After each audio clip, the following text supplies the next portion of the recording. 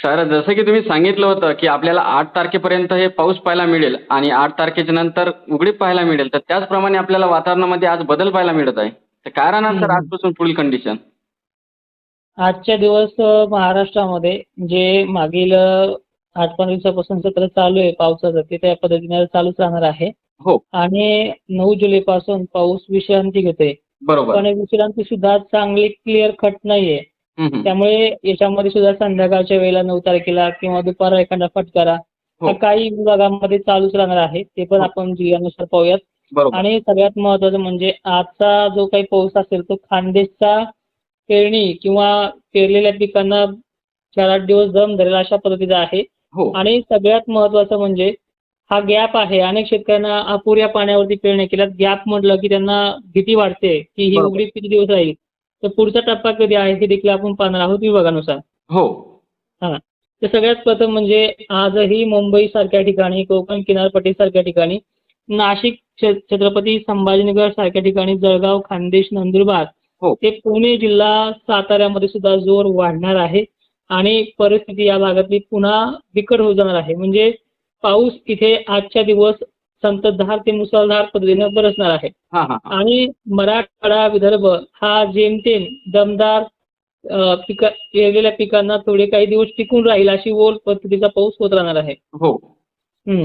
मात्र सर, बऱ्याचशा शेतकऱ्यांच्या माध्यमातून आपल्याला एक प्रश्न विचारण्यात येत आहे की जुलैमध्ये आपल्याला खंड वगैरे काही पाहायला मिळेल का?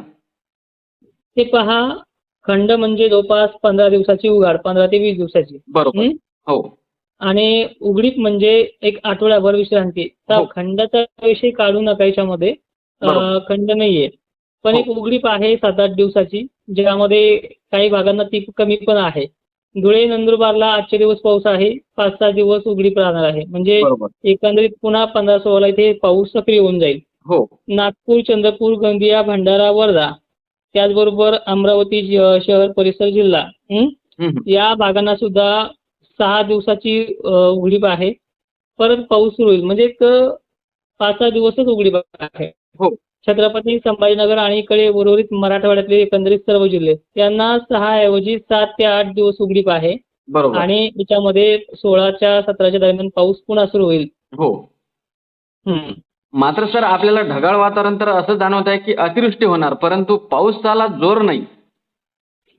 हे पहा, जेव्हा जेव्हा मुंबई, पुणे, कोकण किनारपट्टीमध्ये पावसाचा जोर वाढलाय हो, तेव्हा तेव्हा वारे जोराने राहतात. हे बरोबर. दरवर्षीचं चित्र आहे. हो, आणि सगळ्यात महत्त्वाचं म्हणजे आभाळ पाऊस सांगितल्याच्या प्रमाणे 10 ते 20 पट शिल्लक आलेले आहे. हो, बरोबर. पण काही भागांमध्ये वारे अति तीव्र वेगाने वाहत आहेत.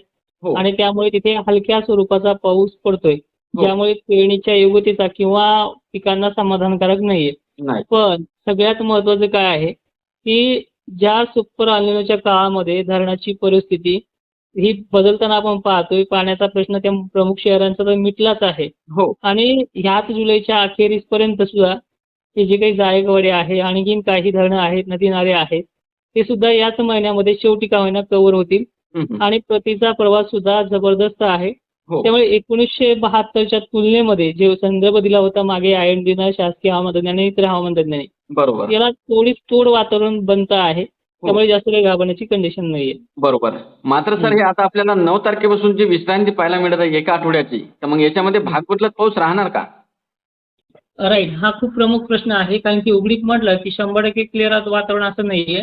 आता उद्याची तारीख 9 जुलै आहे. हो, यामध्ये सुद्धा अमरावती सारख्या ठिकाणी, अकोल्यासारख्या ठिकाणी सटकारे बिटकारे संध्याकाळपर्यंत का होईना काही काही भागांमध्ये दाखल होत राहतील. बरोबर. आणि मराठवाड्यात सुद्धा स्थानिक लेवलचं वातावरण असतं. हो, त्या पद्धतीने फटकारे फुटकारे परभणी, नांदेड, हिंगोली परिसर असेल, नाशिक, कोकण किनारपट्टी असेल, जाईल. पण वातावरण मोकळं होते. आणि बरोबर. यामध्ये झाडामधनं पडणारा पाऊस तेवढाच मर्यादित राहणार आहे. हो.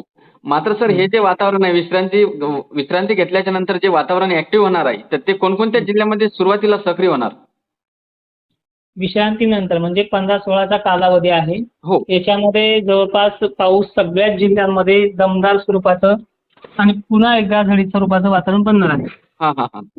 हम्म. मात्र कोणत्या जिल्ह्यामध्ये सुरुवातीला पाऊस पडणार सर? सुरुवात धुळे, नंदुरबार, शहादा, अकोला, अमरावतीचा भाग म्हणजे एक उत्तर विभाग आहे. हो, आणि त्यानंतर सुरुवात जी होणार आहे मराठवाड्यासाठी हां. 1-2 दिवस उशिरा. हो. मात्र सर जुलैच्या शेवटी काय कंडिशन राहणार? जुलैच्या बघा 2-3 टप्पे आहेत त्याच्यामध्ये. हो. 15-16 ऍक्टिव्हिटी नंतर तो पाऊस 5-6 दिवस राहील आणि 22-24च्या दरम्यान एक पाऊस ऍक्टिव्ह राहील. हां, हां, हां. जी 22-23ची ऍक्टिव्हिटी आहे ती मोठी आहे. 15-16चा दमदार ते पिकांना तरसू देणार नाहीये. हो. अशी आहे. बरोबर.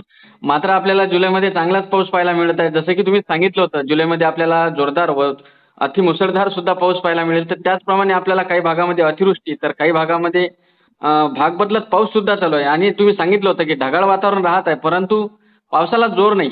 म्हणजे काही भागातलीच बरं. तर सर तुम्ही सांगितल्याप्रमाणेच आपल्याला वातावरण पाहायला मिळत आहे. नक्कीच धन्यवाद.